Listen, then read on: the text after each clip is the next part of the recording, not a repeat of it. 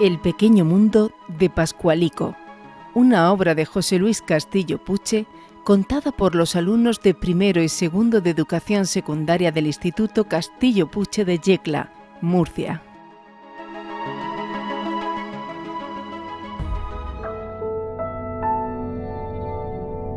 Pascualico el huérfano.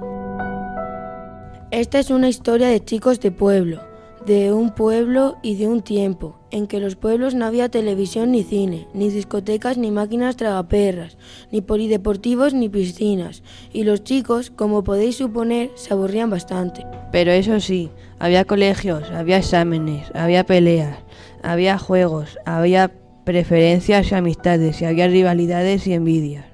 En los pueblos es muy corriente que a los chicos y hasta las familias les pongan motes, y así a nuestros protagonistas les llamaban a uno el huérfano y al otro el hijo de la viuda.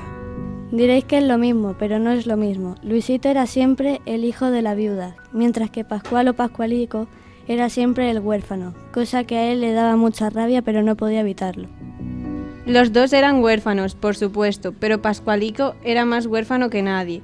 Era como si hubiera nacido huérfano. De su padre no tenía más recuerdo que el de su barba negra y rasposa, en la que destacaban unos pelos blancos y pinchantes, duros como alambres. Su padre había sido escultor, claro, que escultor de pueblo, pero tampoco un escultor cualquiera. Hacía estatuas de santos para la iglesia y también había hecho una estatua de mujer con un seno al aire y el otro tapado, con unos ropajes de muchos pliegues, y todos decían que aquellos pliegues tenían mucho mérito. Esta estatua estaba colocada en alto pedestal a la entrada del casino del pueblo, y cuando Pascualico pasaba por allí con su madre, ella siempre le decía: «Esa estatua la hizo tu padre y mira dónde está colocada». Y Pascualico, el huérfano, se sentía muy orgulloso. Su padre, además de escultor, había sido un gran aficionado a la caza y aún andaba por la casa cartucheras y botas y zurrones. Pero no había ninguna escopeta, sino una mella enorme donde el padre de Pascualico había roto con furia las dos escopetas de caza, que tenía hasta dejarlas hechas añicos.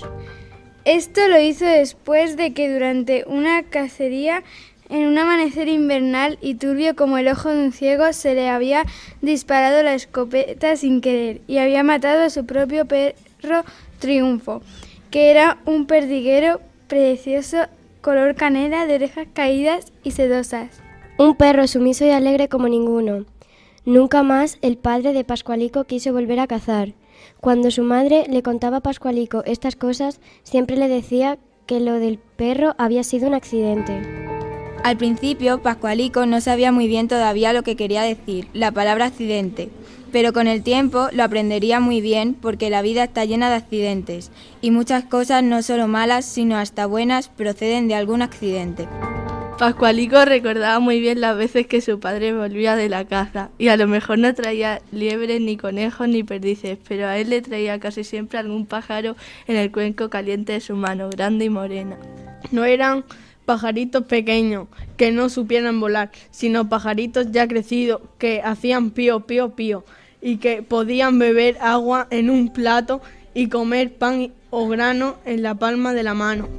Lo malo era que Pascualico quería alimentarlos demasiado y les metía la comida a la fuerza, creyendo que estaban hambrientos, hasta que los pobres pájaros morían entre hipos y derramando la comida por el pico.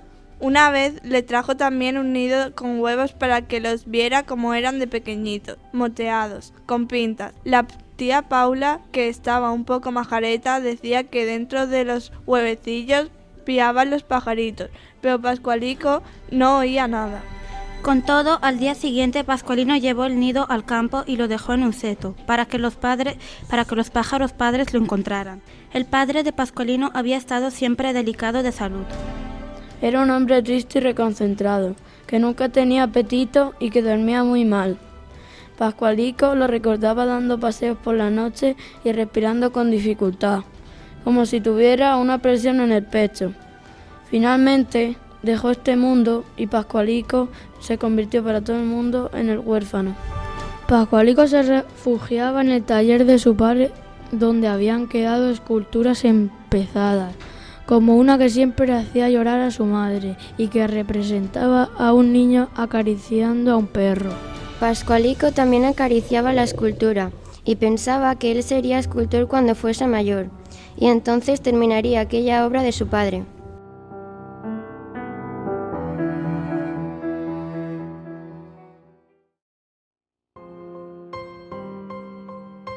El hijo de la viuda.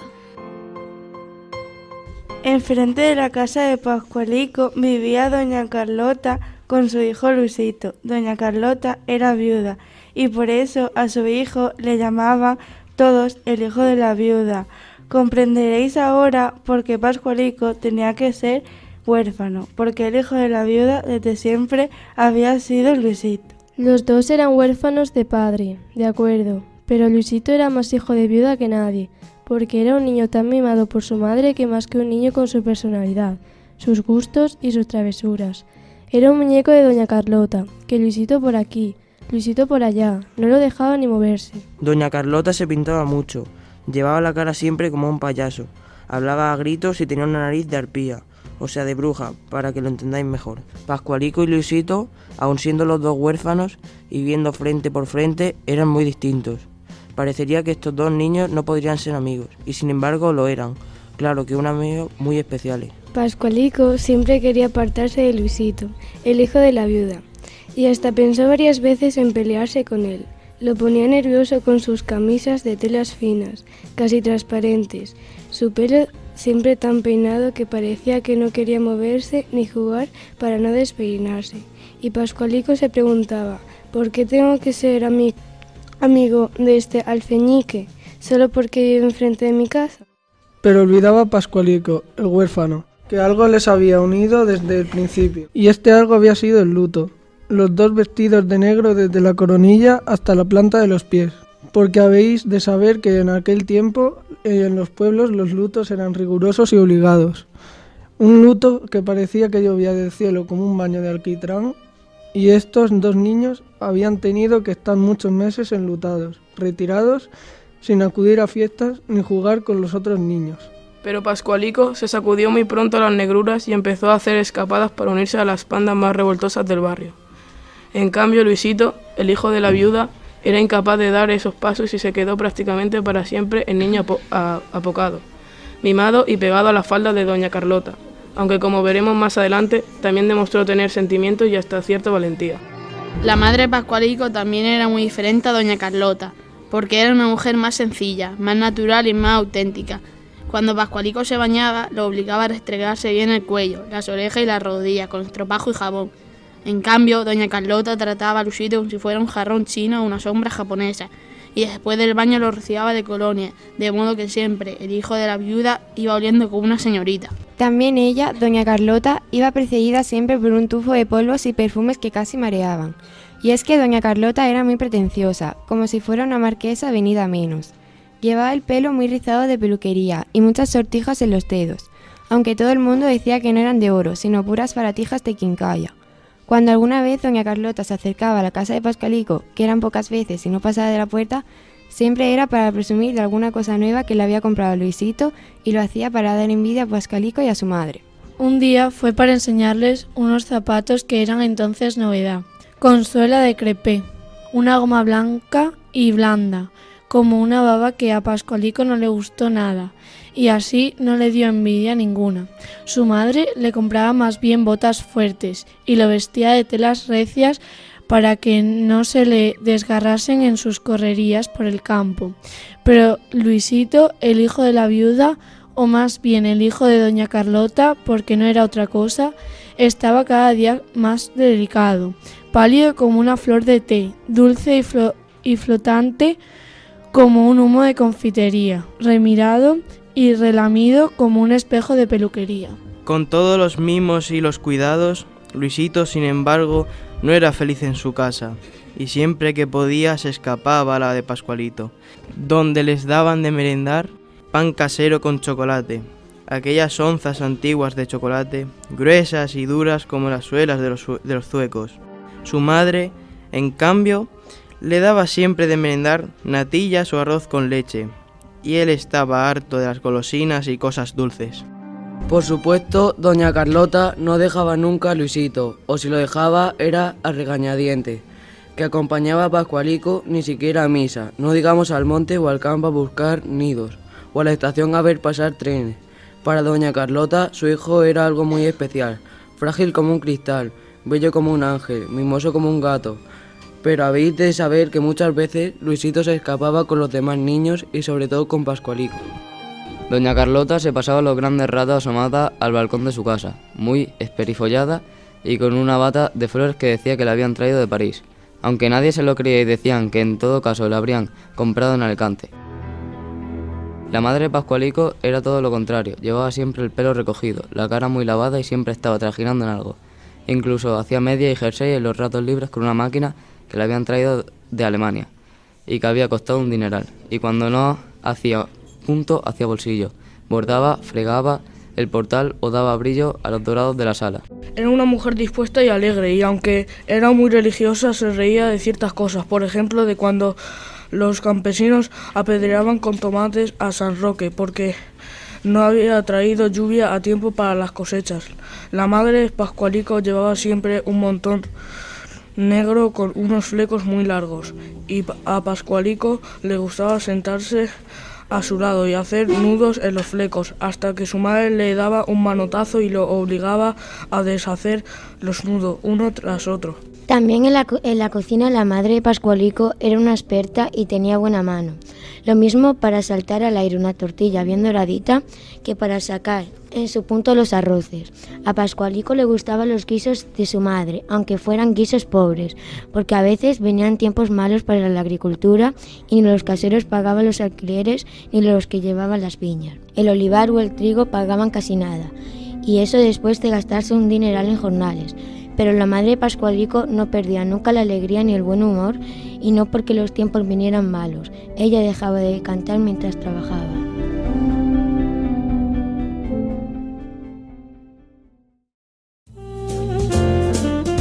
La vieja higuera. Ya hemos dicho que la casa de Pascualico tenía un hermoso patio que en primavera se convertía en un verdadero jardín, porque su madre lo había hecho pavimentar de cemento, con eficaces desagües, y todo alrededor había puesto tiestos y jardineras con geranios, azaleas y petunias. También había tiestos con hierba buena y albahaca, que olían que eran una maravilla. En el centro del patio había una higuera centenaria y enorme, hermosa en frutos y pajarería. A Pascualico le gustaba trepar por sus ramas robustas y llegar hasta la copa, que era tan alta como la casa, y desde allí asomarse a los patios vecinos, donde muchas veces veía cosas que no quería ver y que nunca contaba. Veía a la vieja Hilaria despojando a su nieta delante de una palangana de portillada. Veía también a las nietas de la Tomasa desnudas que se echaban agua a una a la otra sobre las tetillas en medio de muchas risas. Veía a la tía Pepa recoger los sarmientos para el fuego, y ella parecía también un manojo de sarmientos secos. Pero sobre todo a Pascualino le gustaba ver desde el alto de la higuera cómo pasaban las nubes arrastradas por el viento y cómo subía el humo de las chimeneas. Veía también desde allí arriba la cúpula refulgente de la iglesia, con sus franjas azules y blancas, el monte del castillo con sus laderas descubiertas de pino y el santuario arriba con sus dos torres gemelas. En las horas de la siesta a Pascualico le gustaba subirse a la higuera, y a veces se subía un libro o el cuaderno de los dibujos, y desde allí arriba dibujaba todo lo que veía o se imaginaba. La higuera tenía ramas muy gruesas y su corteza era suave, de modo que Pascualico se montaba en las ramas a horcajadas y se sentía seguro. A veces hasta daba palmadas en la rama y le decía «arre, arre, caballito», y le parecía que montaba a un caballo volador. Cerca de la higuera había un pozo de agua muy rica, que hasta algunos vecinos veían con cántaros y botijos a llenarlos de agua de aquel pozo que era famoso en el pueblo. El pozo lo había construido el abuelo de Pascualico y había mandado a adornar el brocal con azulejos traídos expresamente de Manises. Así que su madre siempre decía a las visitas: son unos azulejos muy antiguos. Pascualico también estaba muy orgulloso de su pozo y su brocal, porque además habéis de saber que este era un pueblo donde el agua escaseaba mucho y no había agua corriente. Un buen día empezaron a aparecer cerca del pozo unas grietas en el cemento. Al principio nadie hizo caso, pero las grietas fueron en aumento. La madre de Pascualico llamó a un albañil, entonces se asomó al pozo y vio que las piedras que cerraban las paredes estaban movidas y algunas ya muy salientes. Entonces comprendieron que las que hacían todo aquel desastre eran las raíces de la higuera centenaria, y no solo estaban a punto de destruir el pozo, sino que amenazaban también la fachada de la casa. El diagnóstico fue implacable. Había que arrancar la higuera si se querían salvar el pozo y las paredes de la casa. De poco valió que Pascualico llorara y suplicara. La higuera sería arrancada. A Pascualico le pareció injusto e intolerable. La higuera era hermosa como un monumento y cuando llegaba la época se cubría de higos riquísimos y daba tantos que había higos para toda la vencida. Las vecinas venían con cestos y fuentes y otras se llevaban los higos en el delantal. Pascualico tenía que defender los higos de los pájaros, que venían a picarlos en cuanto estaban maduros, y entonces hacían unos molinillos de papel de colores y los clavaban en las ramas altas. Los molinillos, movidos por el viento, espantaban a los pájaros. Un año hasta había hecho un espantapájaros con palo y paja y lo había vestido con un jersey viejo de su madre, de modo que las mangas quedaban colgando y las movía el viento. En la cabeza le había puesto un sombrero viejo de su padre, que había sacado de un baúl. Había colocado el muñeco en una rama alta y de noche hasta el mismo Pascualico le había llegado a dar miedo, suavemente mecido por la brisa y agrandado por la luz de la luna. Pero ahora la higuera tendría que desaparecer. Efectivamente, pasados unos días vinieron unos hombres con una sierra, palo y cuerda, pico y hacha, y en una mañana de sol desguazaron la higuera. Cortaron sus ramas, aserraron el tronco, levantaron las raíces con los picos y en un camión se lo llevaron, todo menos algunas raíces que quedaron tiradas en el patio. Y dijo su madre que serviría para el fuego. Pascualico estaba desconsolado y se paseaba por el patio con las manos en los bolsillos sin saber qué hacer. Ya no le parecía su casa, le habían quitado su higuera, que había sido su mejor amiga. Miraba al cielo y se sentía pequeñito, miraba a su alrededor y no sabía muy bien dónde se encontraba.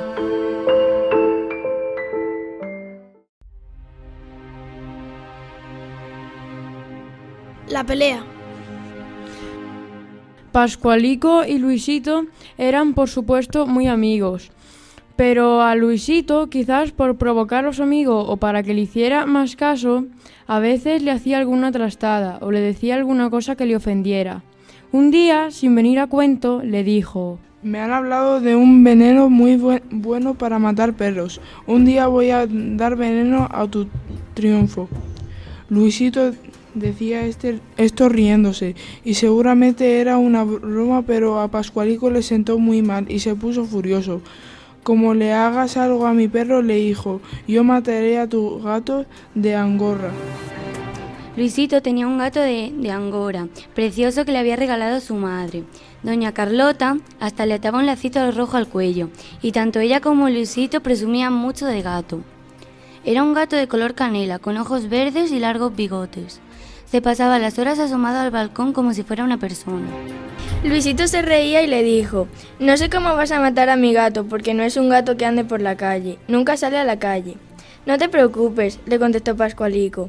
Yo lo cogeré y lo meteré en la máquina que tienen en la carnicería para hacer morcillas. Ya será menos, lo meteré en un saco con una piedra gorda dentro y lo tiraré a la balsa. Menos. Y Luisito se reía. Lo cogeré en tu balcón y lo meteré en el brasero, cuando esté bien encendido. Se lo voy a decir a mi madre. Yo también le diré algo de ti a tu madre. Y yo le diré a la tuya que fumas en el retrete. ¿Y tú cómo lo sabes? Lo sé muy bien, porque te he oído cuando hablabas con Alfredo. Como le digas algo a mi madre, te mato el gato. Tú serás capaz de matar un gato, también tu padre mató a su propio perro. En cuanto dijo esto, algo como una tormenta ciega estalló en la cabeza de Pascualico. Mental de su padre de aquella manera, cuando todo el mundo sabía que lo del perro había sido un accidente. Le pareció una villanía propia de un cobarde. Una rabia invencible le dominó, porque Luisito no había dicho aquello a la ligera. sino porque lo pensaba y lo llevaba dentro. Por eso, Pascualico, sin pensarlo siquiera, le soltó a su amigo el primer trompazo. Pero Luisito no se quedó quieto, ni mucho menos, sino se tiró a arañarle la cara a Pascualico con las dos manos. Así que éste le sujetó las manos y lo empujó contra la pared. Y allí le volvió a atizar otro puñetazo, que esta vez iba dirigido a los dientes. Pero como Luisito agachó la cabeza, le dio de lleno en la nariz y empezó a sangrar. Luisito empezó a gimotear, se llevó la mano a la nariz y al verse la manchada de sangre, lo que hizo fue lanzarse con mayor furia a arañar a Pascualico y le marcó las uñas en la cara. Pascualico le sujetaba como podía las manos y la achuchaba contra la pared mientras le daba patadas en las espinillas. Y así estuvieron un rato hasta que pasó por allí el aguador y los separó y los mandó a cada uno a su casa. Luisito se fue llorando, pero Pascualico más bien iba furioso, con las mejillas encendidas y todo arañado.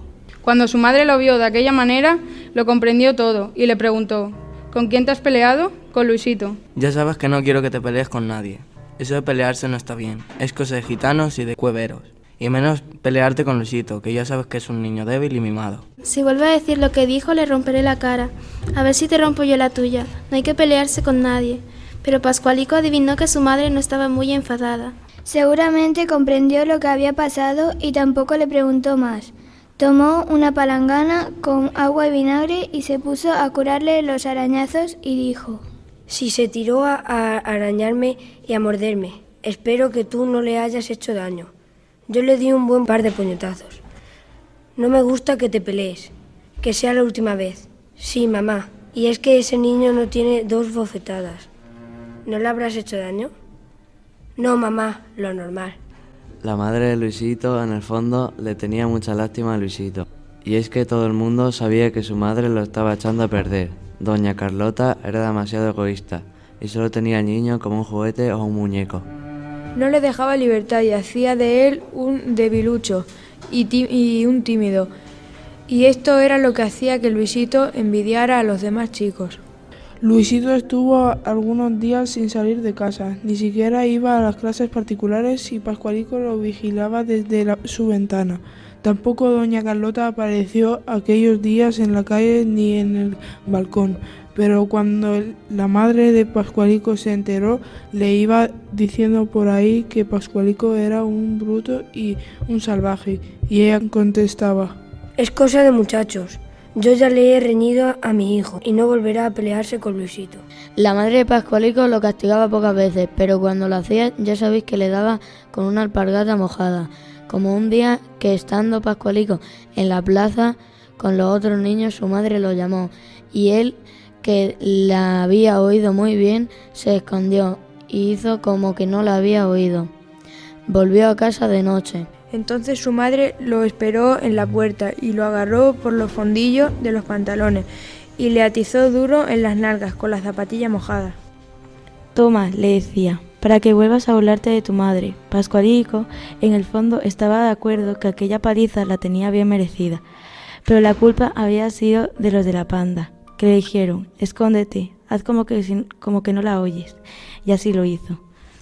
La pelea con Luisito hizo que Pascualico cambiara un poco de vida, porque a partir de aquel día comenzó una amistad más frecuente con Alfredo, al que antes no hacía mucho caso, y esta amistad fue de las más locas y aventureras para Pascualico.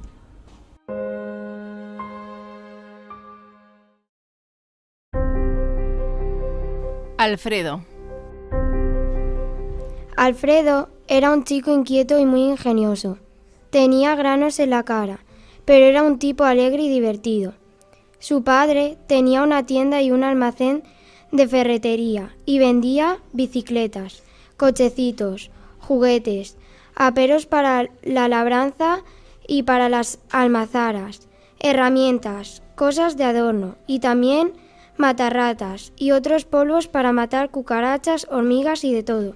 Era una tienda grande con una fila de empleados vestidos con guardapolvos grises y siempre estaba llena de gente comprando cosas, desde botes de pintura o clavos hasta papel higiénico o cacerolas. Detrás del almacén había un gran patio con una cochera y allí llegarían a establecer Pascualico y Alfredo un taller para construir toda clase de artefactos.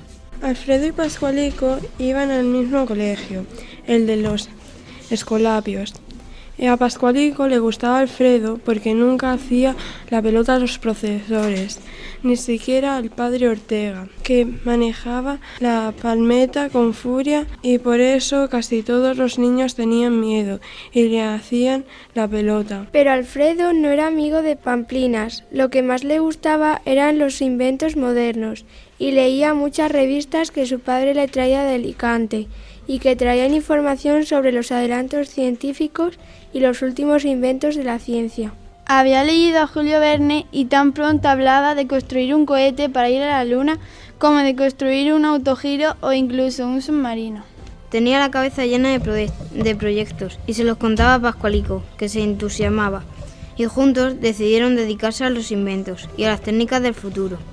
Para eso montaron su taller en la cochera y allí fueron amontonando toda clase de materiales de desecho de la tienda, como cajones vacíos, tablas, trozos de alambre, hierros, piezas descabaladas, cartones de embalaje, latas, clavos y todo lo que pescaban. Los padres de Alfredo eran muy liberales y les prestaban herramientas y todo lo que necesitaba. Doña Lola, la madre de Alfredo, tampoco protestaba por los ruidos que hacían a veces ni por los deterioros menores que podían causar en el patio o en la cochera.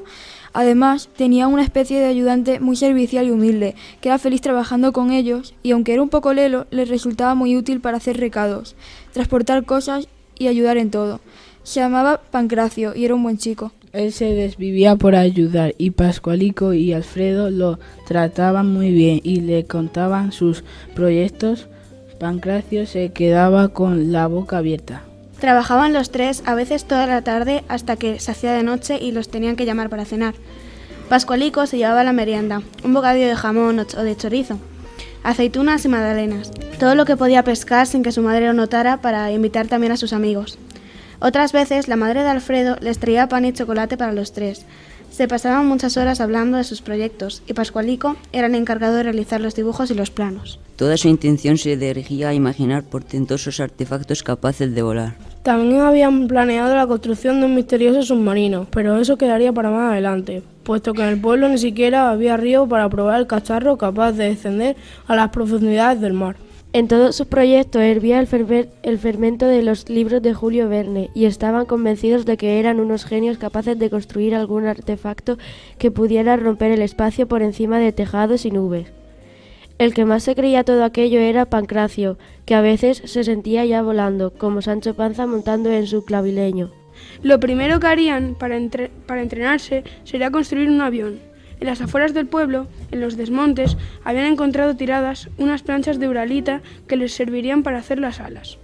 Para el fuselaje se dedicaron a buscar por los basureros y los escombros hasta que encontraron unos bidones estrechos y alargados que servirían muy bien para montar el cuerpo del avión. Y hasta podía caber uno de ellos dentro que haría de piloto. Todos los días, al anochecer, recorrían los basureros y las escombreras en busca de materiales y llegaron a encontrar cosas estupendas, como canaleras de los tejados, cajas de metal, chapas, tuberías, etc. Todo les servía, todo lo cargaban y lo encerraban en su taller. Para que nadie pudiera husmear en sus secretos, decidieron hacer un cartel que ponía prohibido. Lo grabaron a fuego con un punzón sobre una tabla y lo colgaron en la puerta de la cochera.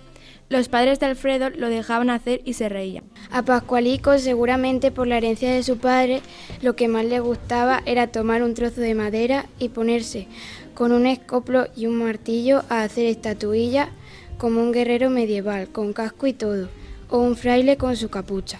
Pero Alfredo, en cuanto lo veía entregado a estos trabajos artísticos que él llamaba tonterías, le echaba la bronca. ¿Ya estás con tus tonterías? Venga, deja eso, que hay que terminar el avión. Y Pascualico escondía sus maderos a medio tallar y se ponía a trabajar en el avión.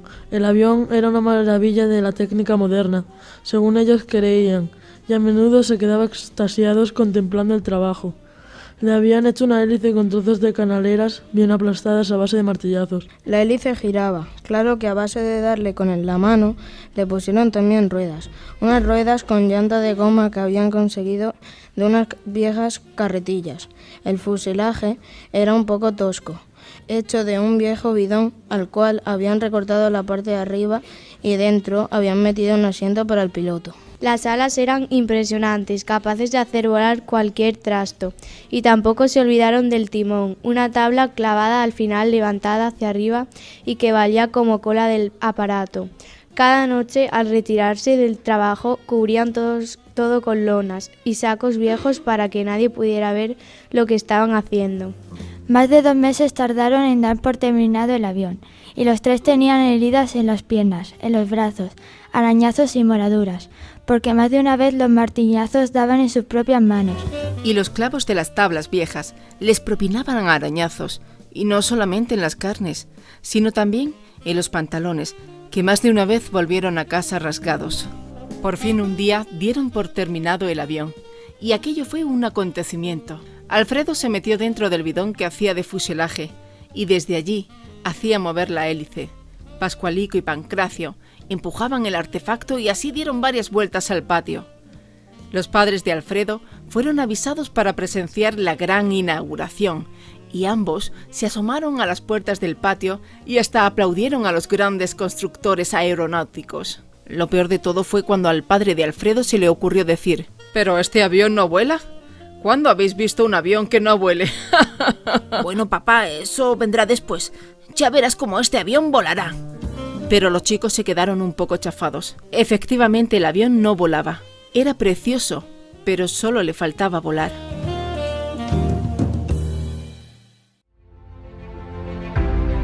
La explosión. El avión no volaba ni podía volar, y los 3 constructores estaban un poco decepcionados y alacaídos. Tenían que inventar algo más espectacular. Durante varios días estuvieron encerrados pensando y discutiendo sobre la manera de construir un motor que hiciera volar el avión. Pero sus fantasías iban mucho más lejos que sus posibilidades, y muy pronto llegaron a la conclusión de que lo del avión no tenía importancia. Lo mejor sería construir un cohete que los pudiera llevar hasta la Luna. Estos chicos madrugaron bastante más que la NASA en sus proyectos espaciales. Lo de los aviones y los autogiros ya casi no les interesaba, porque ellos pensaban en otras esferas más lejanas, y se puede decir que alguna vez estuvieron a punto de volar bien alto, pero en pedazos, porque idearon nada más que la manera de hacer una explosión que mandaría los cohetes a la atmósfera. Para ello, empezaron a hacer una serie de pruebas más bien peligrosas, porque se trataba de manipular productos explosivos, y lo hacía con todo secreto. Comenzaron por experimentar con carbuno, un producto que había en la tienda del padre de Alfredo. Con una bolsa de carbuno y un bote de hojalata, se fueron un día al campo, en las afueras del pueblo. Hicieron un hoyo en el suelo, echaron allí el carbuno y un poco de agua. Taparon el hoyo con el bote de hojalata donde previamente habían hecho un pequeño agujero. Lo taparon todo con tierra bien apretada. Se retiraron más de 1 metro del sitio y con una caña larga encendida en la punta aplicaron el fuego al agujerito en el bote. Efectivamente, se produjo una explosión y el bote y la tierra saltaron por el aire, como si se hubiera abierto en la boca de un pequeño volcán. Los 3 chicos se asustaron muchísimo y se tiraron al suelo. Pero al rato, aunque estaban que daban pena, cubiertos de tierra y de churretes de carburo, se pusieron muy contentos creyendo que habían descubierto la manera de mandar un cohete a la Luna. Pero esto hay que perfeccionarlo, dijo Alfredo. Y acordaron que habría que seguir haciendo experimentos. Fue milagroso que no les ocurriera nada grave, porque metidos ya en el mundo de los experimentos explosivos, comenzaron a manipular con toda tranquilidad carburo, cal, azufre, ácidos de droguería, pastillas de clorato que compraban en la farmacia y hasta pólvora que Pascualico sacaba en secreto de los cartuchos de caza que había en el desván de su casa y que habían sido de su padre. Con todo esto hacían unos amasijos infernales y unas veces lograban explosiones o llamarlas que les hacían creer que estaban a la puerta del éxito y de alcanzar su objetivo, que era inventar una explosión capaz de lanzar un cohete por los aires. Un día quisieron repetir el experimento del campo en el patio de la cochera, pero esta vez con pólvora, y el desastre fue total, porque aunque pusieron el fuego a distancia con una caña muy larga, se armó tal estruendo y tales llamaradas que acabaron los 3 tiznados y con los pelos y las cejas quemadas. Aquello sí que no tenía remedio, y no podían disimular. Los padres de Alfredo acudieron al ruido de la explosión y se encontraron a los 3 tendidos en el suelo, tiznados y muertos de miedo. Esta vez, el padre de Alfredo no se reía, sino que los levantó del suelo a empujones y comenzó a gritarles: ¡Estáis locos! ¡Se acabaron los experimentos! El padre de Alfredo registró toda la cochera. Encontró los productos que tenían allí, escondidos. Los tiró todos a la basura, los mandó a cada uno a su casa y dijo que no los quería ver más por allí. A su hijo lo mandó a un cuarto. Luego hablaremos, le dijo. Total, que los experimentos acabaron como en el Rosario de la Aurora. Cuando Pascualito llegó a su casa, aquel estado lamentable, con las cejas todas quemadas, la camisa llena de cenizas y los pantalones rotos en las rodillas. Quiso entrar a hurtadillas y pasar lavándose antes de que su madre lo viera, pero ella precisamente esperándolo y hasta tenía la zapatilla preparada. Así que casi sin mediar palabras comenzó a sacudirle las nalgas hasta dejárselas calientes y coloradas como pimientos molones. Ahora a la cama, y mañana me explicarás lo que ha pasado. Pascualico se fue a la cama sin cenar y sin rechistar, pero esperando a que su madre, más tarde, como otras veces, le llevase magdalenas con leche. Pero nada, por más que esperó, esa noche no hubo ni magdalenas ni leche. Pascualico sentía en el estómago los arañazos del hambre como si lo tuviera lleno de alacranes que no le dejaban dormir. Al fin, cansado de dar vueltas, se durmió. Pero tuvo horribles pesadillas que consistían en explosiones que lo perseguían, que explosionaban a sus pies, a su espalda, cada vez más cerca. Y él corría y corría, pero las explosiones corrían detrás de él, como fuego fatuo, cada vez más cerca.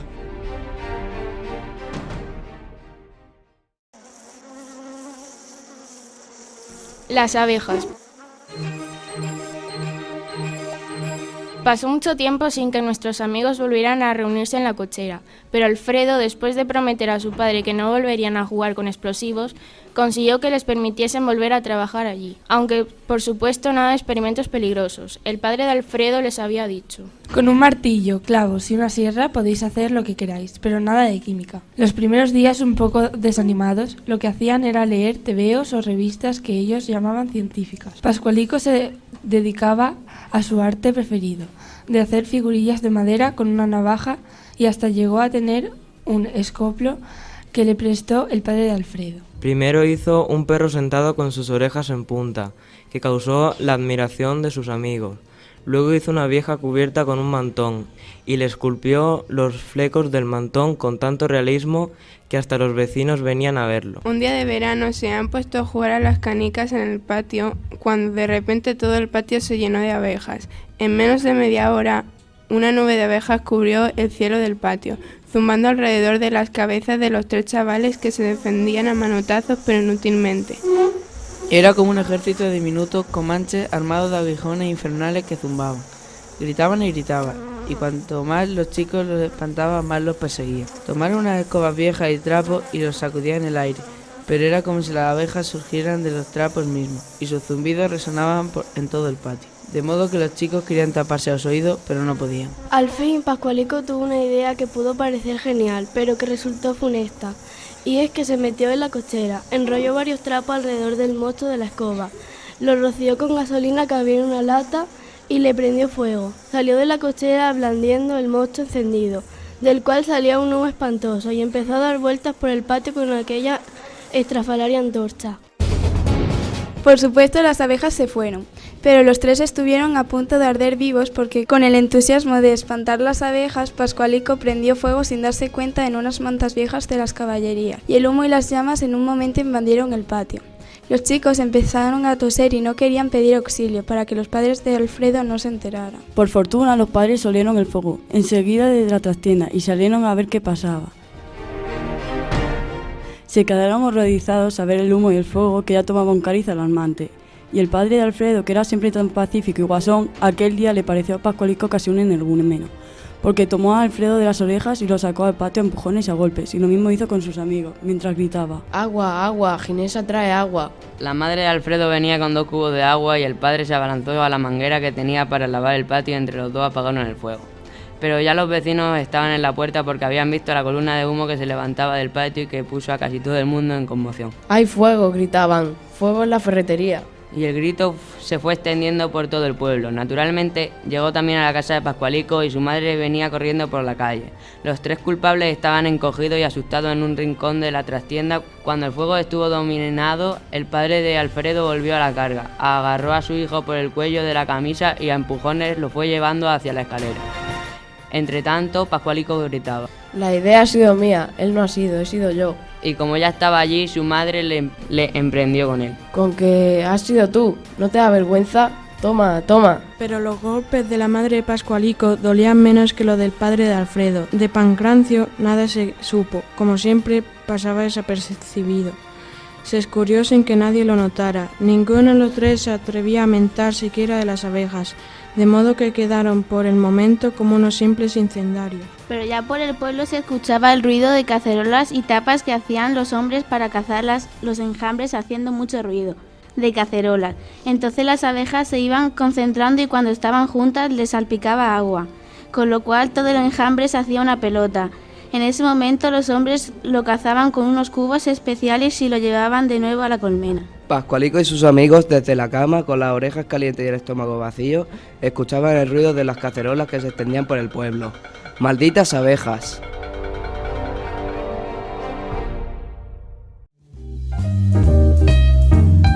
Los exámenes. Llegó la época de los exámenes, como siempre pasa, sin que los chicos apenas se dieran cuenta. Ellos vengan a construir cacharros de madera para atravesar los cielos y vengan a tallar figuritas de madera y los libros abandonados.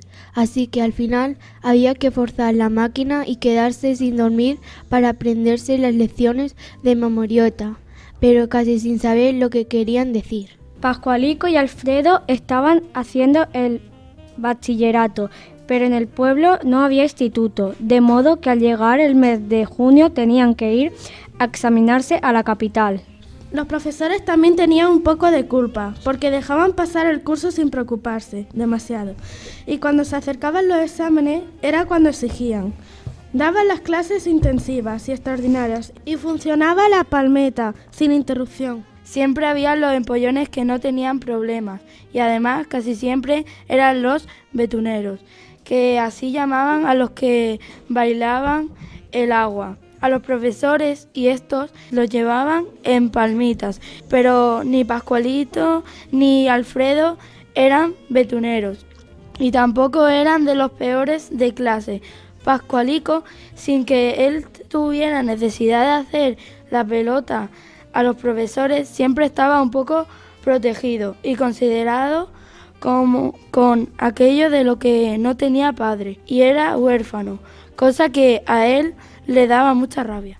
Cuando era pequeño, a Pascualico le habían gustado las matemáticas y hasta sacaba sobresaliente, pero en cuanto empezaron a complicarse con ecuaciones, binomios, trinomios y raíces cuadradas, perdió todo interés por esa materia y empezó a interesarse más por la historia, la literatura y hasta el latín, o sea, las letras. En cambio, a Alfredo le gustaron siempre las matemáticas y la física. Sacaba muy buenas notas en urbanidad, pero eso era mérito de su madre, que le consideraba a comportarse, a usar correctamente el cuchillo y el tenedor y hasta la pala del pescado, cosa que muchos niños en el pueblo no sabían ni lo que era.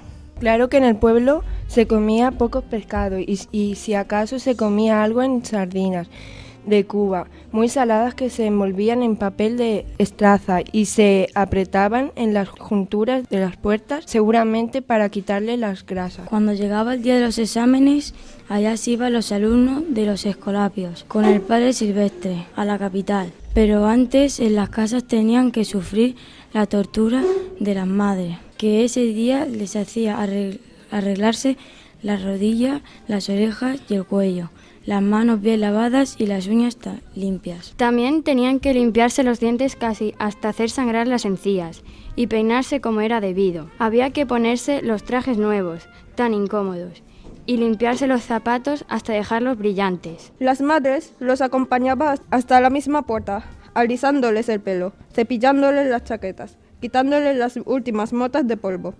Todo inútil, porque en cuanto se metían en el autobús empezaban a darse golpes con los libros y las carteras. Se pegaban, se despeinaban y llegaban por fin a la ciudad, en tal caso que sus madres no los reconocían. Algunos, nada más entrar en el autobús, sacaban ya la merienda y empezaban a comer su bocadillo de chorizo, sin hacer caso del padre Silvestre, que se las veía y se las deseaba, para conseguir poner orden y un poco de silencio. Algún empollón había que se atrevía a sacar el libro para repasar.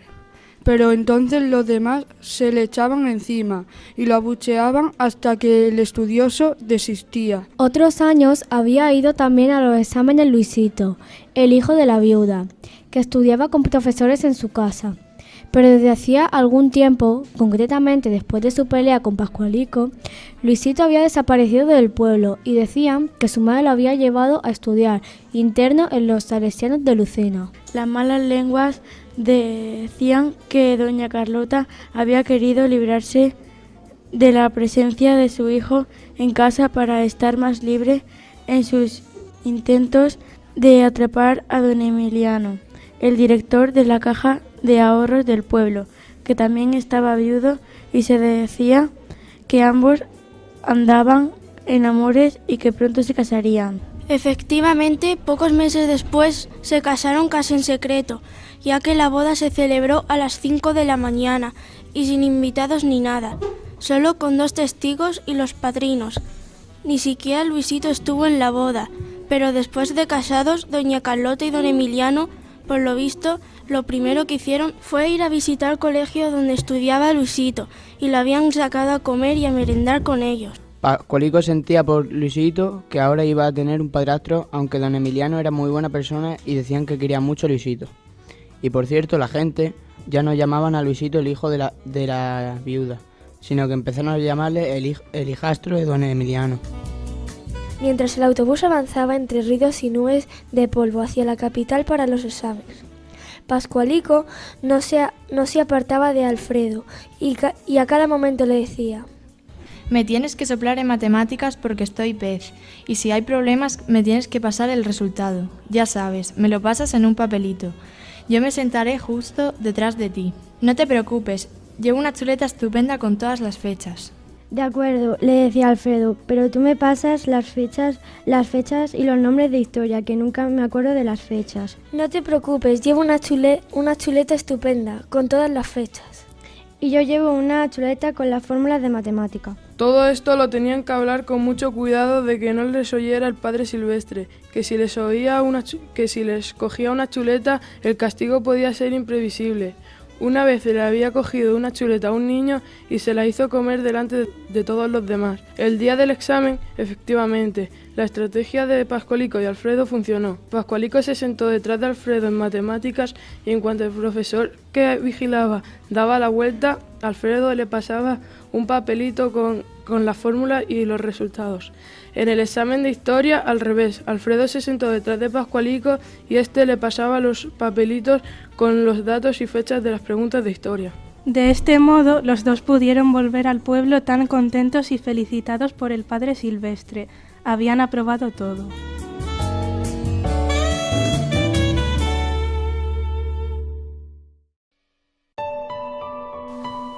Luisito.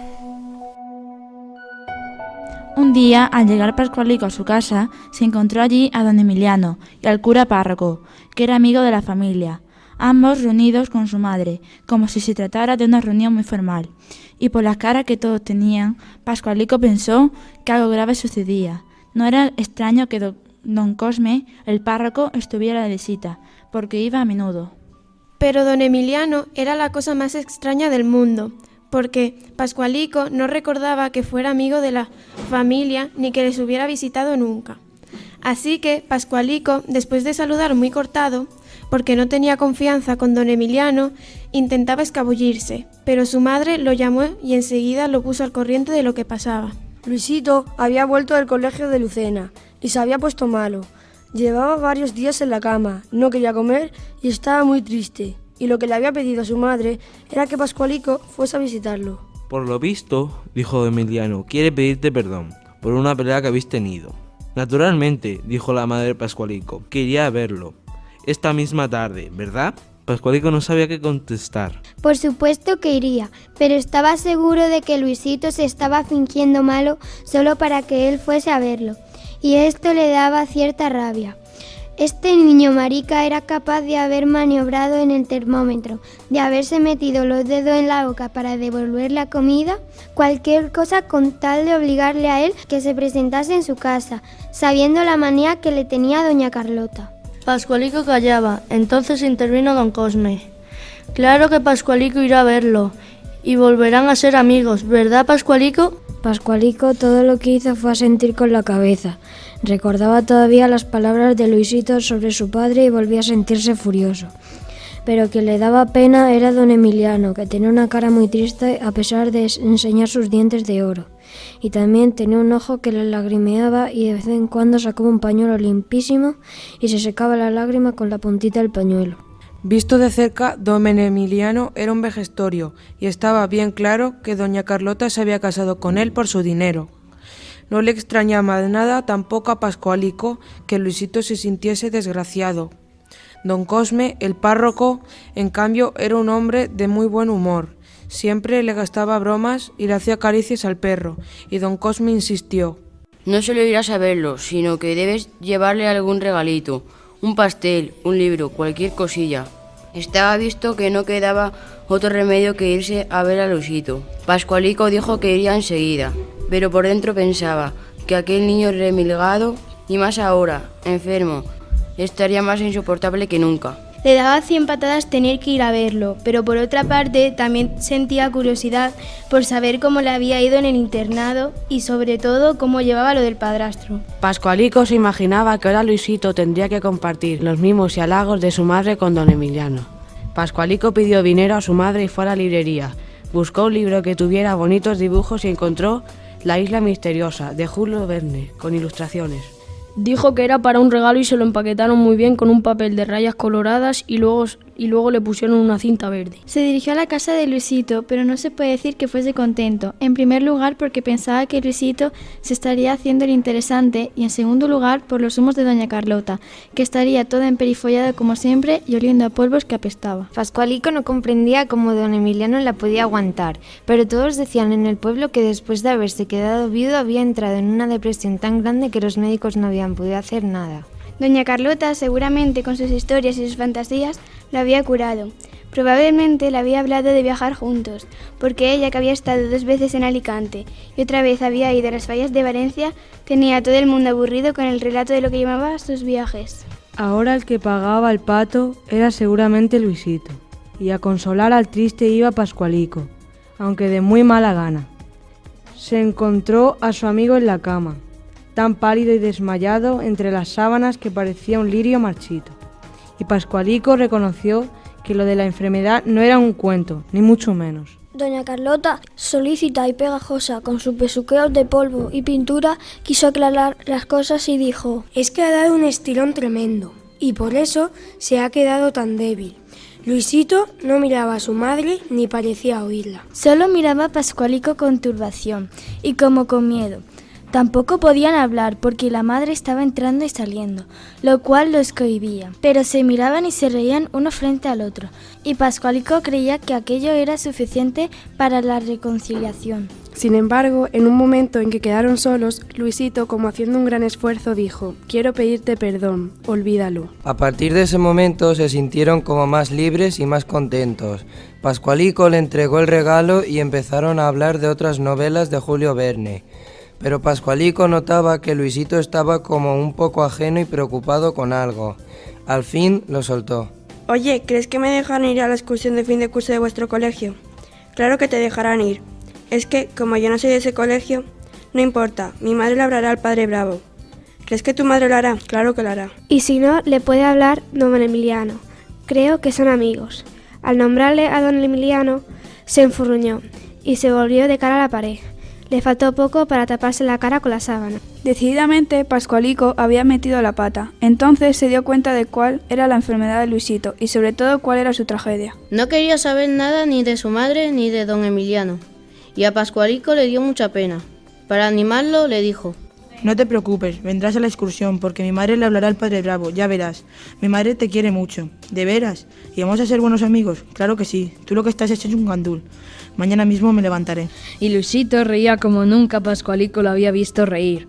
Cuando el ruido de los carros había cesado en la calle y comenzaron a encenderse los mortecinos faroles, Pascualico se despidió y se fue a su casa, muy pensativo y abrumado por cómo había visto a Luisito.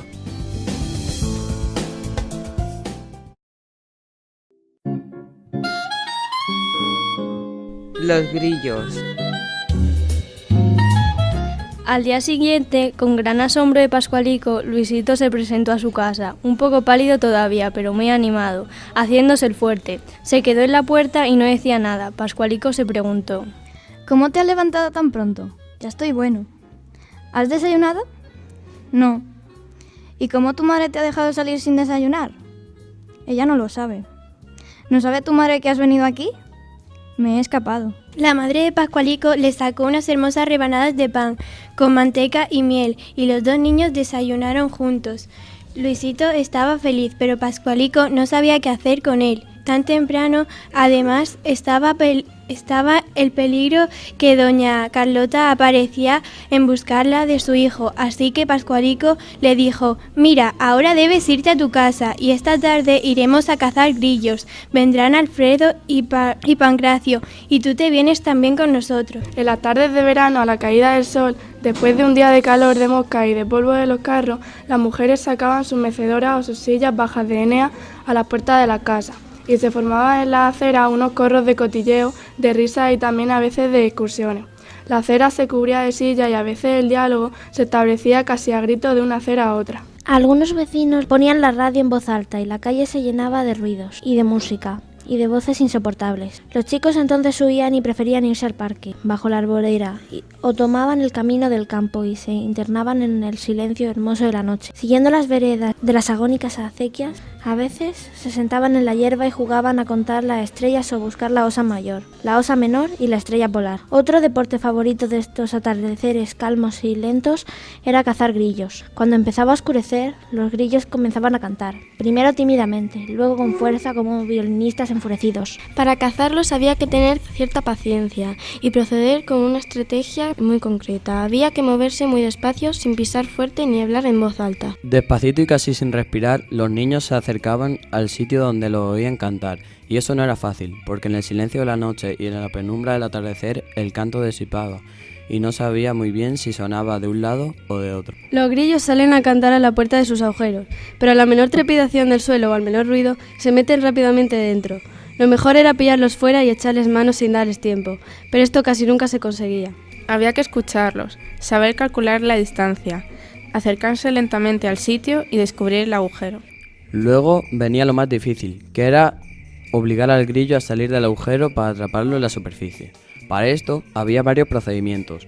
Uno era el de la pajita, una pajita verde y fina que se arrancaba de las hierbas de alrededor y se metía en el agujero, escarbando hasta que el grillo salía. Pero cuando no había pajita a mano, aunque lo hubiera, otro procedimiento más divertido era el de mear en el agujero.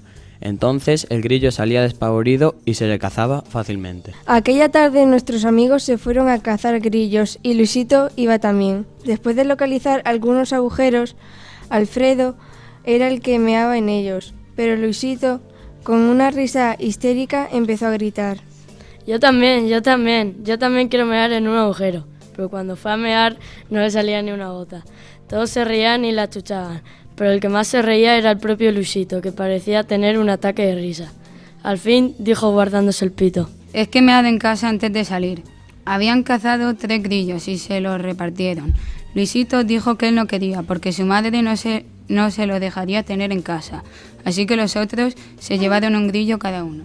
Un verano Pascualico había tenido un grillo en el patio de su casa, metido en una caja de zapatos con agujeros, para que pudiese respirar, durante 2 o 3 meses, y todas las noches cantaba. Pascualico le echaba todos los días lechuga, tomate y hasta miguitas de pan. Pero con las primeras tormentas de invierno, un día de aguacero se lo llevó la riada con caja y todo.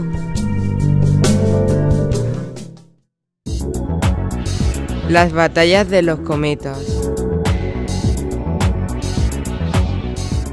Las vacaciones eran tiempo de libertad y de acción. Los chicos tenían que entretenerse en algo.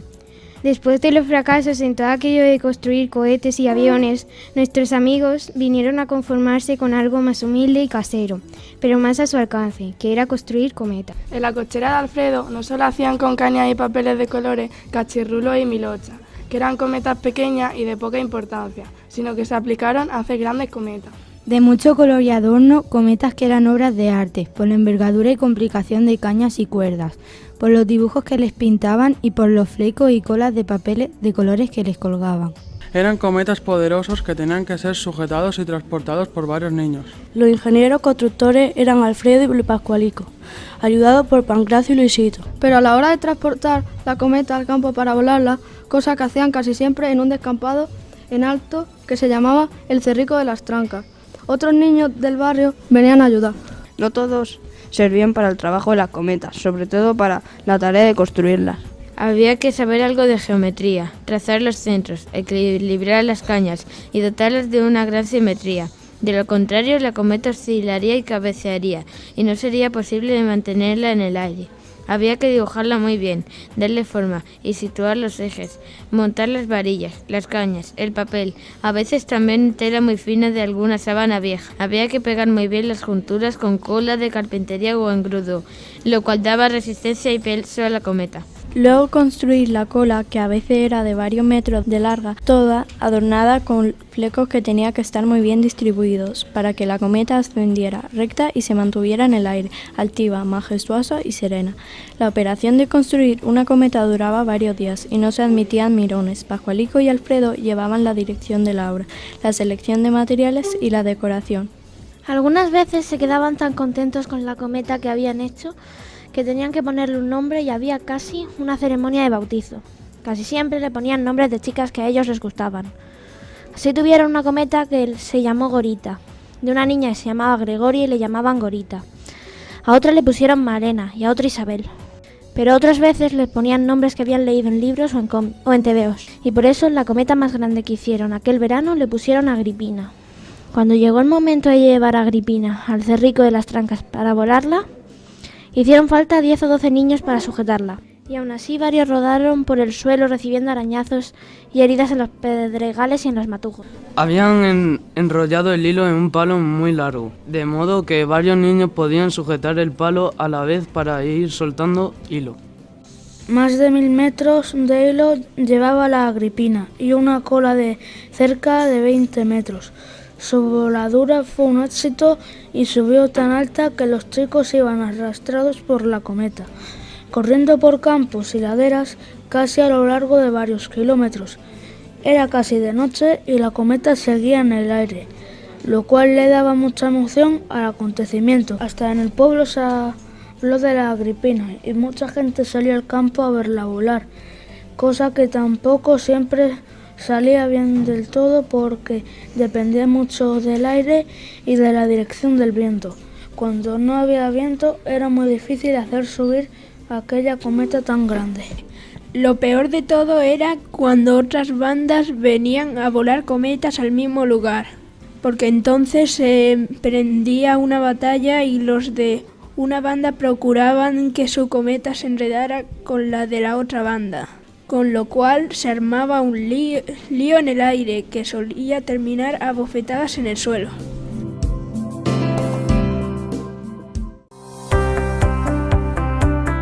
La excursión.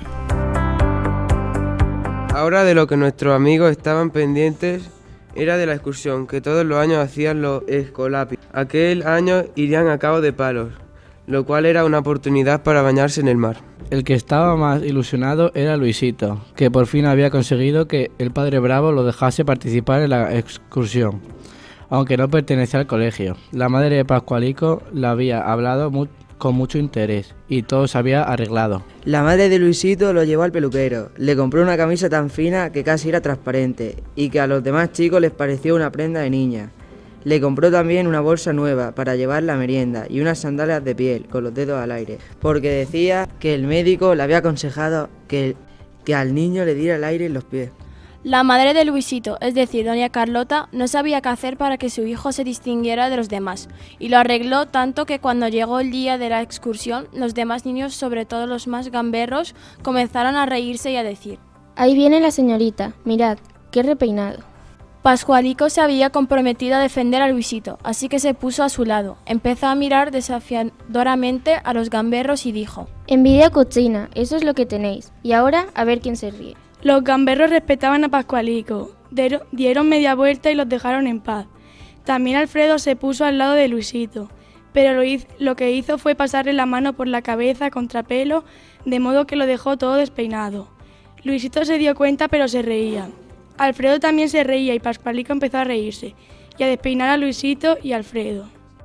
Los tres empezaron a despeinarse uno a otro. Se metían los dedos por entre el pelo y se los levantaban hacia arriba de tal modo que al rato los tres estaban con los pelos revueltos y cada vez se reían más.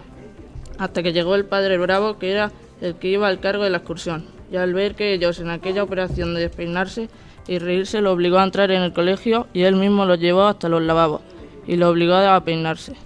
Salieron con el pelo chorreando agua y tan repeinados que todos los demás se reían. Lo peor fue cuando algunos descubrieron que Luisito llevaba en la bolsa caramelos y hasta bombones, porque se propusieron disfrutar todos de aquel goloso botín. Cuando ya estaban en el autobús se pusieron de acuerdo unos cuantos y unos se acercaban a hablarle y distraerlo mientras los otros le abrían la bolsa y le robaban los caramelos. Al fin, Rafa, que era uno de los mayores y de los más revoltosos, cogió un puñado de caramelos y los tiró por el aire, y todos empezaron a buscar caramelos por debajo de los asientos. El padre Bravo apenas podía poner orden, pero Luisito, que se dio cuenta de que eran sus caramelos, lo tomó a risa y dijo: «Son vuestros, los había traído para todos». Aquello era una fiesta, porque los demás niños solo llevaban bocadillos de chorizo o de mortadela, fruta y acaso algún bollo o alguna magdalena. Pero pronto se cansaron del juego de despojar a Luisito y todos querían asomarse a las ventanillas. Lo más bonito era dejar el pueblo metidos en el autobús y salir carretera adelante. Una carretera que muchos apenas conocían, más allá de los mojones que separaban el término de Lucena. Todo era novedad y sorpresa. La vía del tren que corría pareja a la carretera, los pueblos que se iban quedando atrás, el paisaje cambiante y desconocido. Una venta donde había varios carros parados y mucho movimiento de hombres y mercancías como si fuera un mercadillo. El día era luminoso y alegre. El sol brillaba como una lanza heridora.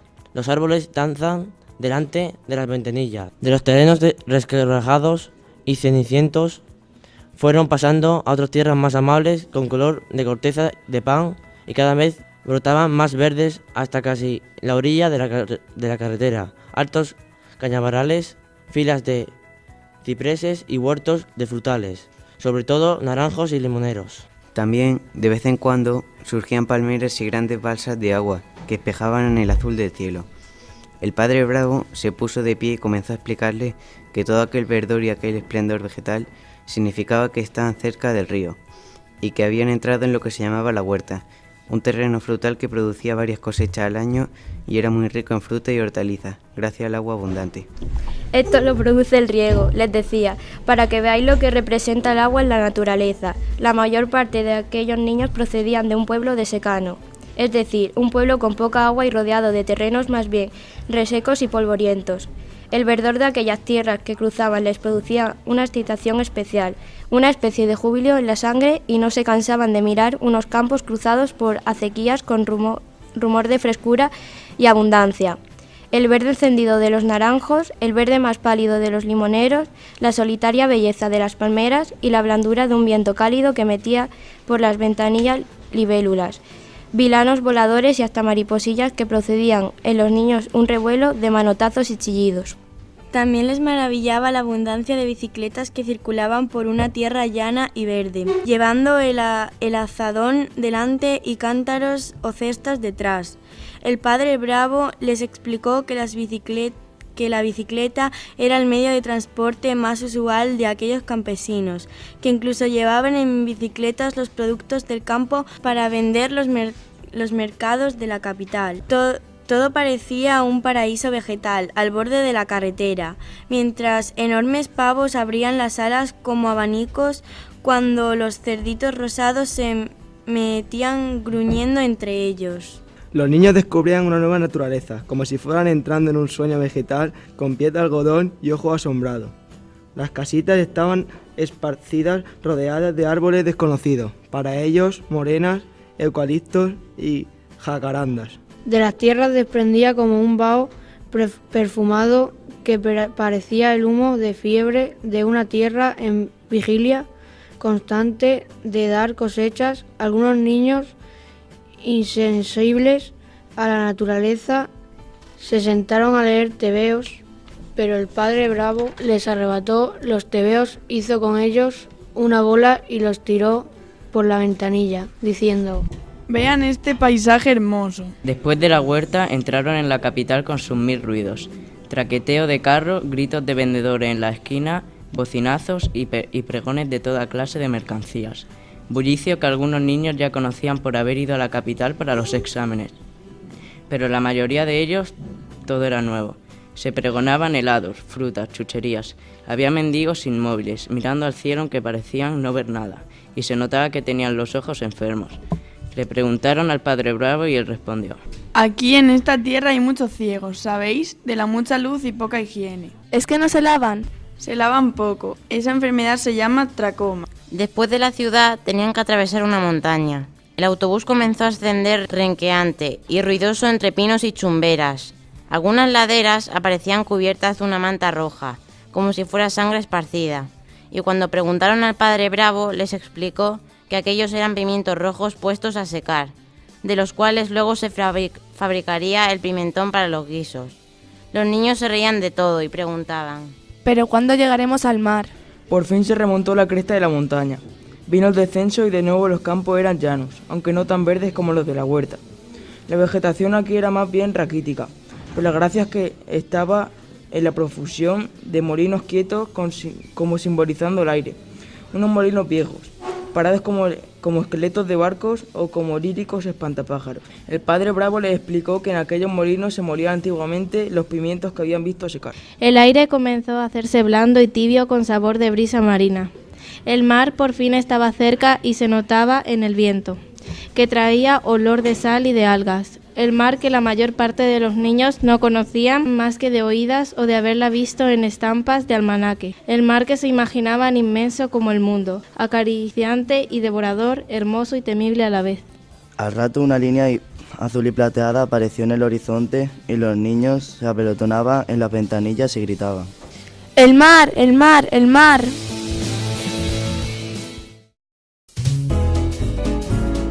El baño. Los chicos se iban acercando al mar, como un temor religioso. El mar infinito, que parecía prolongarse en el horizonte confundido con el cielo azul, el mar, tantas veces soñado y que ahora es una realidad casi inverosímil, en el mar iban a encontrar una paz infinita. Para los ojos, el gozo cósmico de la sangre y la gran libertad del espíritu. El mar iba a ser para casi todos ellos la primera gran aventura de sus vidas. Cuando el autobús se detuvo, todos echaron a correr hacia la orilla del agua, y sus chillidos se confundían con el rumor suave de las pequeñas olas que venían a lamer sus pies. Algunos comenzaron a descalzarse, pero el padre Bravo dijo que era la hora de comer, y que nadie debía meterse ahora en el agua. El baño sería por la tarde. El padre los condujo a un rincón de la playa donde había unas rocas, entre las cuales había entrado el mar y allí se habían quedado remansos de agua como dormida en placidez y claridad del espejo. Entre las rocas se movían unos cangrejos menudos y algunos bastante grandes, todos de un color negruzco brillante. Luisito se reía con una risa histérica y chillaba persiguiendo los cangrejos, pero más bien les tenía miedo. Gritaba: «Yo quiero agarrar uno, pero no se atrevía ni a acercar demasiado su mano. Entonces Pascualico, haciéndose el valiente, quiso coger un cangrejo de los más gordos, pero más bien el cangrejo lo agarró él tan fuertemente con sus pinzas que lo llevaba colgando del dedo sin que pudiera soltarlo, y con tanto dolor que Pascualico iba gritando y sacudiendo la mano, pero el cangrejo no se desprendía. Vinieron el padre y los otros chicos, y uno de ellos sacó un mechero del bolsillo y le aplicó el fuego al cangrejo, con lo cual se soltó enseguida, pero Pascualico tenía una buena mordedura en el dedo índice, de la cual brotaba la sangre. El padre Bravo lo llevó al coche, donde había un botiquín, y lo curó con alcohol, que a Pascualico le hizo ver las estrellas. Todos le rodeaban y Luisito decía: «Es que quería regalarme a mí el cangrejo». Algunos niños dijeron que lo mejor para curar la herida era el agua del mar, así que Pascualico, sentado en la roca, metía el dedo en el agua y luego lo chupaba. Le gustaba el sabor salado del agua. Después de la comida jugaron al balón en la playa para hacer más pronto la digestión y poder meterse en el agua. El balón rebotaba blandamente en la playa y los niños, por falta de costumbre, se caían constantemente y rodaban por la arena. Luisito quería correr como los demás, pero nunca llegaba al balón. Era como una mariposa de humillo blanco o como un angelillo vaporoso alrededor de los demás. Al poco rato estaba rendido y con las alas caídas junto al montón de la ropa de la portería. Algunos, con el pretexto de hacer una necesidad, se fueron detrás de las rocas y a lo que iban era a fumarse un cigarrillo. Efectivamente, al rato el humo salía de detrás de las peñas, cosa que no pasó inadvertida al padre Bravo, que salió andando hacia allí y los pilló, castigados sin baño. De vez en cuando, cansados de dar patadas al balón y de revolcarse en la arena, los chicos se acercaban al padre para preguntarle si ya podían bañarse, pero el padre, reloj en mano, le decía que faltaba una hora, media hora y así, hasta que por fin sonó la hora del baño. En un santiamén, calcetines y sandalias formaron un montón en la arena. Desaparecieron camisas y camisetas y todos se quedaron en bañador. Los padres habían exigido que todos llevaran bañador y los cuerpos aparecieron escuálidos y blanquecinos. Solo las narices y las rodillas estaban ya enrojecidas. Rápidamente y en pelotón se lanzaron todos hacia el agua, unos con miedo y otros con cierta osadía. La blanca desnudez de los cuerpos rimaba con el cordón de espuma que formaban las olas al acercarse a la orilla. Pascualico entró en el agua más bien despacio, observando sus sensaciones. Siempre había soñado con el mar como misterio y ruta de aventuras. Ahora le parecía imposible estar entrando en sus aguas blandas y al mismo tiempo resistentes, de modo que avanzar cada pie era un esfuerzo y una especie de conquista. Siempre a Pascualico le había gustado el agua, aunque en su pueblo era tan escasa. Por eso, cuando había una tormenta y se formaba una torrentera en las afueras del pueblo, siempre iba a ver aquellas aguas revueltas, y entonces hacía unos barquitos de papel y los echaba a la corriente enfurecida, que los arrastraba hacia abajo hasta que se perdían en los remolinos del agua. A veces estos barquitos llegaban hasta una especie de laguna que se formaba al otro lado de la carretera, y Pascualico los seguía hasta allí desde la orilla. Para él, aquella laguna de aguas turbias era como un mar pequeño, pero ahora que veía el mar verdadero le parecía inmenso, sin fin, y a lo lejos se veía alguna barca de pescadores, que cerca del horizonte parecía diminuta. Luisito también entraba tímidamente en el mar, siempre pegado a Pascualico, como si fuera su sombra. Al llegar a la fila donde rompen las olas, había que saltar, y comenzaban los chillidos y las risas y los tumbos, porque muchos se caían de culo y se levantaban echando agua por la boca. Formaban una pandilla ingenua y grotesca a la par, un espectáculo irrisorio entre el miedo y la risa, entre el valor y la audacia temeraria.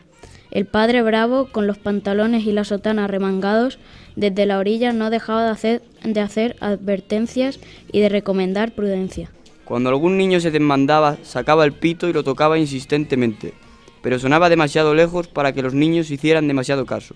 Pascualico, deseoso de disfrutar al máximo de aquella libertad que el mar le ofrecía, se lanzó a nadar mar adentro, dejándose mecer por las olas que en su vaivén le producían un vértigo suave y delicioso. Se distrajo también mirando a las gaviotas que, sin preocuparse de la presencia ni del jolgorio de los niños, se zambullían en picado para pescar un pececillo y salían luego altivas y dueñas del espacio abierto, de la tarde dorada, azul y rosa.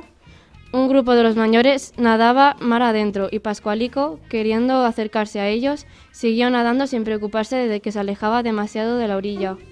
Nadó hacia adentro, en cierto modo, para librarse de la persecución de Luisito, que lo seguía, asustado y blanco. Extendía las manos, como un pájaro herido. A Pascualico le molestaba que no lo dejara tranquilo y que solo a él lo siguiera de aquella manera. De modo que, inventándose una fortaleza y una resistencia que no tenía, siguió avanzando, hasta que se sintió un poco cansado. Entonces se hizo el muerto panza arriba para descansar y durante un rato se dejó llevar por las olas y hasta cerró los ojos frente a la ancha bóveda del cielo alto y azul. De pronto quiso ponerse de pie para volver nadando y se dio cuenta de que ya no hacía pie, lo cual le puso tan nervioso y angustiado que no acertaba a nadar. Tragaba agua y, lleno de miedo, solo intentaba buscar el fondo con la punta de los pies, y al no tocarlo y verse rodeado de agua, tuvo la sensación pavorosa de que se iba a hundir sin remedio. Le entraba el agua en los oídos y en la boca, perdió la serenidad, daba manotazos en el agua sin sentido y quiso gritar, pero no pudo. En ese momento, sin saber cómo, una mano se le acercó y a ella se agarró fuertemente.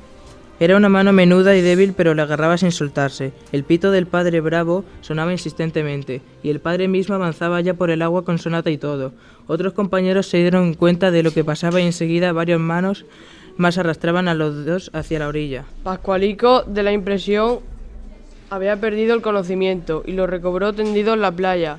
Cuando el padre y los mayores atendían a Luisito, que había tragado mucha agua, el padre y los compañeros le apretaban el estómago, lo ponían boca abajo y le movían los brazos. Poco a poco Luisito se fue recobrando, pero tiritaba de pies a cabeza. Hubo que vestirlo rápidamente y hasta lo cubrieron con una toalla y lo llevaron al coche, donde quedó hecho un ovillo, pálido y desencajado. Batía diente con diente, aunque él hacía lo posible porque no le vieran tiritar. Este incidente hizo que el padre Bravo diera por terminada la excursión y obligó a todos a vestirse y a meterse en el coche. Pascualico no acababa de comprender lo que había pasado, porque había dejado de nadar, y lo que menos comprendía era cómo Luisito, sin saber nadar, pudo llegar hasta él y darle la mano. Cuando todos estuvieron en el coche, el padre les hizo rezar un Padre Nuestro en acción de gracias, porque todos estaban sanos y salvos, aunque dijo que Pascualico y Luisito merecían una reprimenda y que ya él hablaría con sus madres. Pascualico estaba terriblemente disgustado consigo mismo y encima iba a tener que aguantar algún castigo. De regreso en el autobús, algunos cantaron canciones, pero muchos no tenían ganas de cantar y más bien iban silenciosos y cansados. También merendaron los restos de la comida, pero Luisito no quiso probar bocado. Todo lo que había sido alegría, luz, descubrimiento del mar, ahora era melancolía y modorra. Algunos llegaron al pueblo dormidos.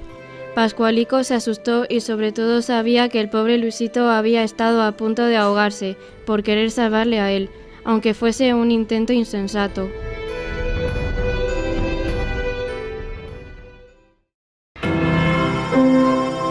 Adiós a un compañero.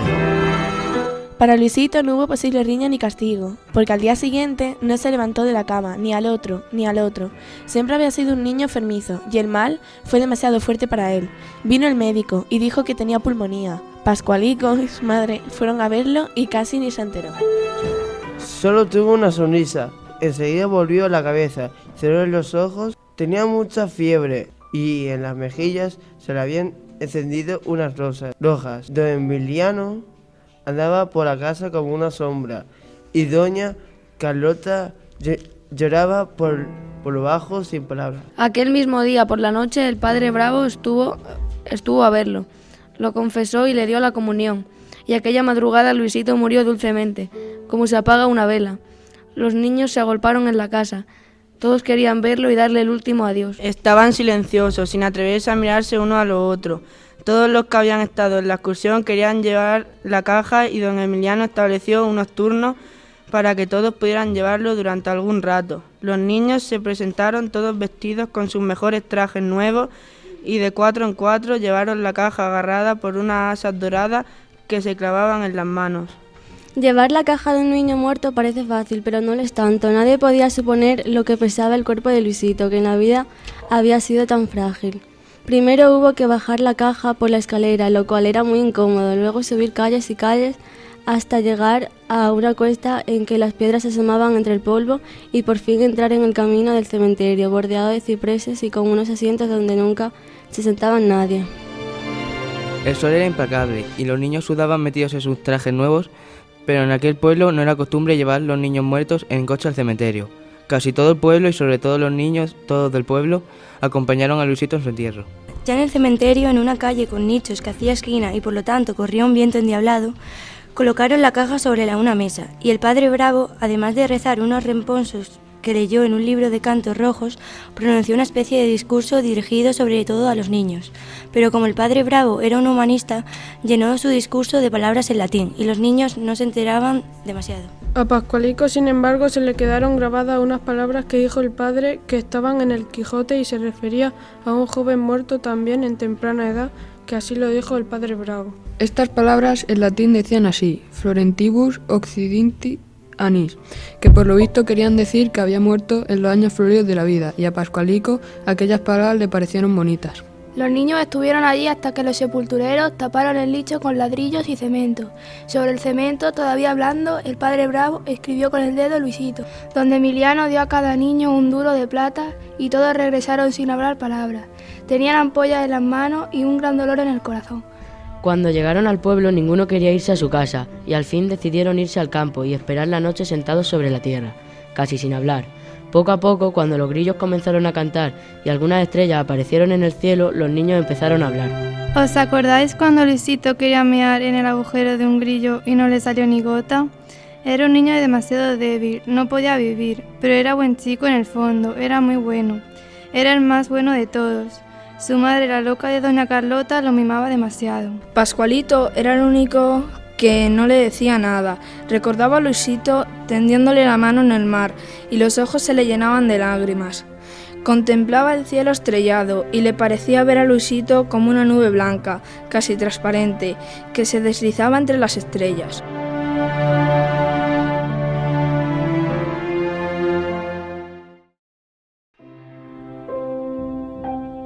La despedida. Aquello de que tenía que irse interno a la capital produjo en Pascualico un desasosiego enorme, una especie de vértigo de movimiento. Era como si moviéndose de un lado para otro evitara pensar demasiado en la nueva vida que le esperaba. Su madre comenzó a preparar su ropa, todo un equipo de sábanas, toallas, camisas, camisetas, calzoncillos, calcetines y pañuelos, y todo bordado con sus iniciales.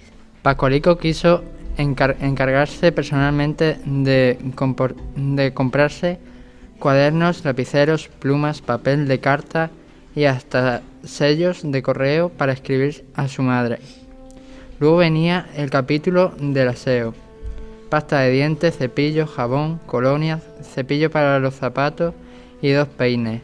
Por si perdía uno, también le puso su madre los retratos de la familia. Era como si se fuera a América o al otro mundo, y todo esto le daba a Pascualico una especie de tristeza, aunque mezclaba de alegría, algo raro que no podía explicarse, porque por una parte comenzaba por él una nueva vida, una nueva libertad. Iba a ser más dueño de sus actos y de sus decisiones. Una inefable sensación de algo inesperado, nuevo, tentador, algo que en su misma incógnita prometía sorpresas, novedades que hasta le impedían dormir, pero por otra parte sentía como un dolor dentro cuando pensaba que tenía que dejar a su madre. Ella disimulaba y le daba ánimos, pero más de una vez notó que estaba llorando. Los escalopios le daban consejos, su madre le daba consejos, tío Roque le daba consejos. Pascualico ya estaba harto de tantas recomendaciones, aunque las que parecían más acertadas y las que prometía en su interior cumplía a rajatabla eran las de su madre. Acuérdate de que vas a hacerte un hombre, que tienes que ser bueno con todo y no solamente estudioso, sino también serio y respetuoso. Piensa que el pueblo va a quedar atrás y tú tienes que ser algo en la vida, un gran artista como tu padre, pero antes tienes que hacer el bachillerato y para eso vas al colegio. No te olvides de rezar y de confesar y comulgar, sobre todo el día de la Virgen. No olvides a tu padre, pero las recomendaciones de su madre no se resumirán en esto, sino que también le recordaba cómo debía de comportarse en la mesa. No lleves nunca el cuchillo ni la pala a la boca, mastica despacio sin hacer ruido, pela la fruta con cuchillo y tenedor, no sacudas la servilleta, no sirvas la sopa con ruido. La verdad era que Pascualico todo esto le resbalaba, porque de lo que él estaba pendiente era de cómo despedirse de sus amigos y del pueblo. Quería despedirse de las calles, de las paredes, de las esquinas, del mercado, de las escaleras de la iglesia vieja, de su perro, de los pájaros, de los caminos. Esto de irse para todo el curso era como un salto, pero un salto grande, un salto que le hacía volar por encima de los tejados del pueblo, hacia aquella capital que tenía un río y una catedral, y hacía que aquel colegio que ella conocía un poco de cuando iba a los exámenes, y lo veía rodeado de altas tapias, con muchos rosales y bugambilias, y con palmeras que asomaban sobre las tapias. Pero eran unas tapias que terminaban en pinchos y cristales como para que nadie pudiera entrar ni salir de allí. Su madre también le había dicho: ya verás, allí dejarás de ser Pascualico y serás Pascual Martínez Soriano. Y esta era una de las cosas que le habían dejado más perplejo, porque si él ya no sería Pascualico, ¿quién sería? No solo iba a comenzar una nueva vida, sino que acaso iba a convertirse en otra persona. ¿Cómo podía ser? Todos le hablaban del futuro, el futuro, el futuro. Al parecer, el futuro le estaba llamando a gritos.